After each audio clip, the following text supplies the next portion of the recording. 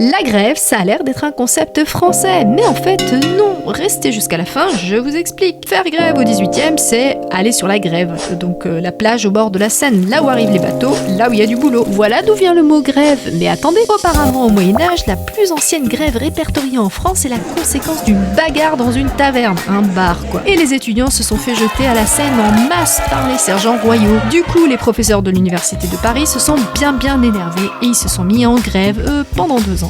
Ça se fait pas de zigouiller les étudiants quand même. Mais du coup, la première grève de l'histoire date vraiment de l'Antiquité. Direction l'Égypte, 1166 avant Jésus-Christ, règne de Ramsès III. Les ouvriers qui creusent sa tombe dans la vallée des rois font quelque chose de fou. Ils cessent de travailler, et oui, le soleil tape, c'est pas très drôle de transporter des blocs de pierre si en plus ils mangent pas bien. Ils sont d'habitude payés en pain, en bière, parfois en céréales, mais là, les rations, ça va pas du tout, ils sont pas contents, boum, ils inventent la grève. Les ouvriers occupent les temples, bloquent l'administration, et ils ont gain de cause. 3200 ans avant nos grèves modernes. Et voilà comment l'Égypte antique a inventé la grève. On rappelle rapidement que les grèves en France ont permis des avancées majeures, les congés payés en 1936 par exemple. Abonnez-vous!